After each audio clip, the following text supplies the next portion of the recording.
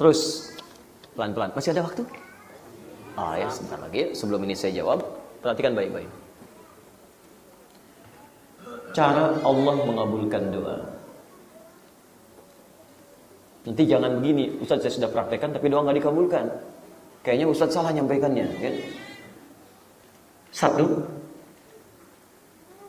mengabulkan sesuai dengan yang dimohonkan. Jadi begitu dimintakan, seketika dikabulkan. Seperti Nabi Zakaria meminta, seketika dikabulkan. Bila permintaan itu sesuai dengan kebutuhan dan kesiapan menerimanya. Awas. Dikabulkan seketika bila permohonan itu sesuai dengan kebutuhan dan kesiapan dalam menerimanya. Awas, hati-hati ya, nanti saya terjemahkan dalam bagian kedua dan ketiga. Dua, Allah tangguhkan apa yang diminta itu sampai muncul kesiapan dalam menerimanya. Di kadang-kadang Anda minta, tapi pada saat akan diberikan belum maslahat untuk Anda pada saat itu, karena Anda belum siap. Oleh Allah ditangguhkan sampai Anda siap. Dan saat penangguhan itu pun Anda tidak rugi, karena Anda diberikan pahala dari doa Anda. Di berdoa itu tidak rugi Pak ya, Bu ya. Ada pahala diberikan. Ya, fokus baik-baik. Lihat sini, saya beri contoh Nabi Muhammad SAW. Beliau berdoa kepada Allah supaya kiblat dipindahkan dari Masjid Al-Aqsa ke Masjidil Haram. Kapan mintanya? Sejak pertama kali sholat kemudian diwajibkan pada beliau. Pas Mekah, setahun sebelum hijrah. Berdakwah 12 tahun di Mekah, usia 52 tahun, turun perintah sholat. Kemudian bermohon kepada Allah supaya kiblatnya itu bisa diarahkan ke Masjid Al-Haram. Apakah dikabulkan seketika? Tidak. Tidak. Kapan dikabulkan? Ketika hijrah ke Madinah. Setahun kemudian hijrah ke Madinah, tinggal beberapa masa di Madinah. Tahun kedua mendekati tahun ketiga, baru turun ayat ketika beliau berkunjung ke rumah Ummul Bashar. Turun Quran surah kedua ayat 144, paling kiri sebelah bawah. Qad nara taqalluba wajhika fis sama' falanuwalliyannaka qiblatan tardaha fawalli wajhaka syatrul masjidil haram. Muhammad sallallahu alaihi wasallam. Kami sering amati engkau, seringkali menghadapkan wajahmu ke langit memohon supaya kiblat dipindahkan. Sekarang silahkan pindahkan kiblatmu. Jelas ya? Bapak Ibu bisa bayangkan kalau kiblat pertama kali diarahkan ke Masjidil Haram sejak sholat pertama kali diperintahkan, maka itu menjadi kemenangan bagi orang-orang kafir Quraisy yang ada di Mekah. Oh, Muhammad aja sholatnya menghadap Tuhan kita. Cuman dia gengsi aja menyembah Tuhan kita. Mungkin muncul kalimat itu. Karena Ka'bah itu pada saat itu bukankah di situ telah berkumpul berhala-berhala dan sebagainya. Dan persoalannya Nabi tinggal di Mekah. Itu masalahnya. Nabi tinggal di Mekah. Difitnahnya semakin banyak. Belum siap ketika itu kemudian diturunkan. Bisa menjadi ragu bagi para pengikutnya. Maka ketika hijrah ke Madinah, berpisah agak jauh dari Mekah, kisaran sampai 500 km, 400 km lebih dari Mekah menuju Madinah, teman-teman baru turun ayat. Nabi saja berdoa 3 tahun baru dikabulkan. Antum Nabi bukan, Rasul bukan, baru 3 hari sudah nuntut. Kurang apa lagi ya Allah? Kurang sabar. Nabi Ibrahim berdoa sebelumnya. Minta supaya lahir Nabi dan Rasul, lahirnya di Mekah, dekat Ka'bah. Minta tuh. Berdua bahkan, kurang apa lagi, 2 Nabi, 2 Rasul. Dua-duanya sangat disayang oleh Allah. Gelarnya Abul Anbiya, bapak para Nabi. Khalilullah yang sangat dekat dengan Allah. Berdoa, kapan dikabulkan? 30 generasi setelah meninggalnya. Nggak dikabulkan saat itu. Dan uniknya tidak melihat doanya. Maksudnya tidak melihat hasil doanya.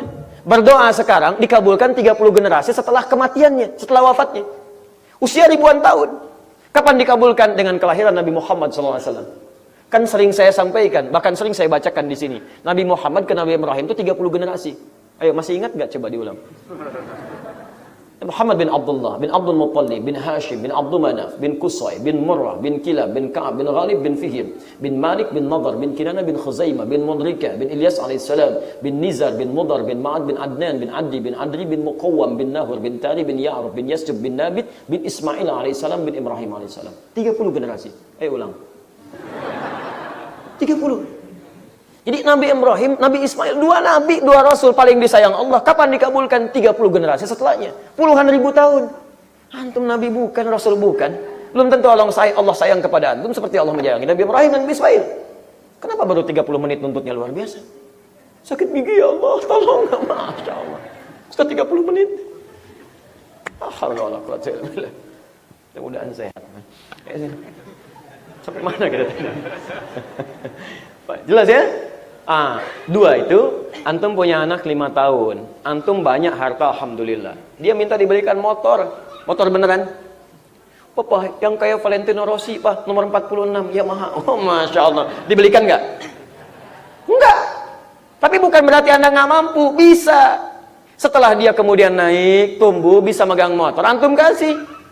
Baik, Pak, kok nggak kayak Rossi? Rossi aja jatuh kemarin, kakinya patah. Udah, Anda yang ini saja, bebek. Masya Allah. Kasih. Tuh, saya hafal Marquez sebentar lagi itu kayaknya bakal jadi juara gitu ya. Saingannya Lorenzo, Rossi kemarin patah ini kakinya, tapi dia sudah mulai untuk mau balapan lagi ya. Saya hafal itu, hafal saya. Mau tanya apa ya, silakan. Ya. 3. Allah ganti apa yang diinginkan dengan apa yang dibutuhkan. Allah ganti apa yang diinginkan dengan apa yang dibutuhkan. Karena jawaban dari doa hanya akan memberikan yang dibutuhkan, bukan apa yang diinginkan.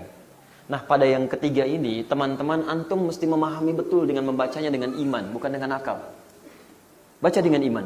Kadang-kadang kita nggak sadar kalau doa kita itu sudah dikabulkan. Coba lihat, harap-harap kuliah masuk ITB, tiba-tiba masuknya Unpad misalnya. Ya, terus pacu lagi. Kedua ikut UMPTN, gagal lagi. Dapatnya Unpad lagi. Tiba-tiba begitu antum ikuti di Unpad, Masya Allah. Ternyata Allah berkehendak dari Unpad itulah mengantarkan antum mendapatkan capaian yang antum harapkan. Saya pernah kisahkan banyak hal, tapi mungkin orang lain lebih banyak kita harapkan kisahnya lebih baik.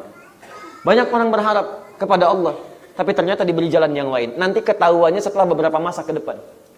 Itu dalilnya ada di Quran surah kedua ayat 216, paling kiri sebelah atas. Kutiba alaikumul qitalu wa huwa kurhul lakum. Ayat ini turun ketika masa perintah jihad. Orang-orang banyak yang ragu. Tapi ingat ketika turun lafadznya, maka sifatnya bersifat umum. Al-ibratu bi umumil lafzi la bi khususis sababi. Ayat turun itu berdasarkan keumuman lafadznya, bukan khusus sebabnya. Lihat, ketika Anda punya hal-hal yang tidak menyenangkan dalam kehidupan, misal keinginan Anda tidak sesuai dengan keinginan Allah. Anda inginnya A, Allah inginnya B. Maka kata Quran, ikutkan keinginan Anda pada keinginan Allah. Perangi hal-hal yang tidak baik dalam diri Anda. Kutiba alaikumul qitalu wa huwa kurhul lakum. Ayo perangi perasaan-perasaan yang tidak baik. Wajib bagi kita memerangi diri kita. Perasaan tidak menyenangkan, perasaan suudzon, perasaan macam-macam. Hilangkan semua itu, prasangka baik. Asa an takrahu syai'an fa huwa khairul lakum. Boleh jadi yang Anda tidak suka ada kebaikan di dalamnya. Wa asa an tuhibbu syai'an wa huwa syarrun lakum. Boleh jadi Anda mengharapkan sesuatu, di balik itu ada yang enggak bagus buat Anda. Kenapa? Lihat baik-baik. Ini yang paling hebat. Wallahu ya'lamu wa antum la ta'lamun. Perhatikan cara menerjemahkannya. Karena Allah mengetahui masa depan. Ya'lam fi'il mudhari. Present, continuous, future. Allah tahu masa depan, sedangkan kamu tidak. Bapak berharap capaian saya ingin jadi direktur. Tiba-tiba mentoknya di manajer. Kenapa kemudian Allah tetapkan Anda di situ tidak sampai level yang paling tinggi? Anda inginnya pengen direktur. Kata Allah, jangan. Tempat Anda ini nggak bagus. Begitu sampai ke sini lingkungannya nggak bagus. Bahkan olahraganya nggak baik. Akan ketemu dengan yang haram-haram. Diarahkan pada yang tidak baik. Lingkungannya tidak baik. Kamu cukup di sini saja. Kadang-kadang kita nggak baca sampai ke situ. Begitu paham pergaulannya, oh ini rupanya saya di sini. Saya dulu berharap sekali ingin meneruskan ke Madinah. Seperti pernah saya kisahkan dulu.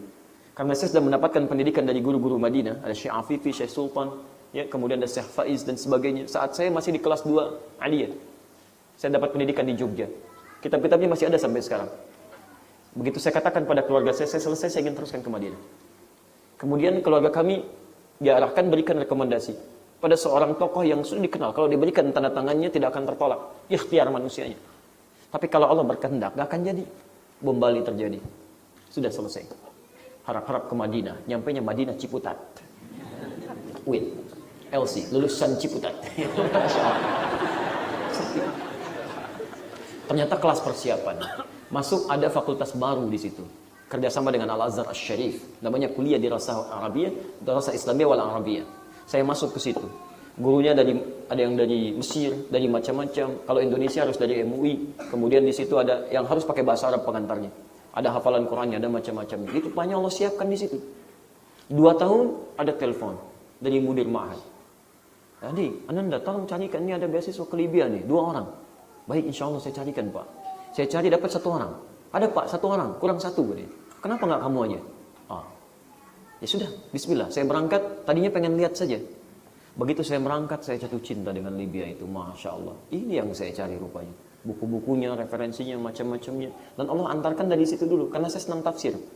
Saya cinta dengan Al-Quran, saya senang tafsir. Ternyata Allah antarkan saya supaya memahami dulu bahasa Al-Quran.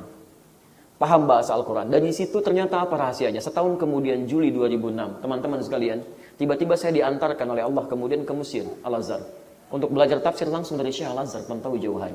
Karena beliau satu-satunya mufassir yang masih hidup pada saat itu. Tokoh dunia, belajar ke sana. Saya ikut ke Al-Azhar, saya ikut ke Iskandaria. Begitu saya pulang dari situ, nggak berapa lama meninggal dunia.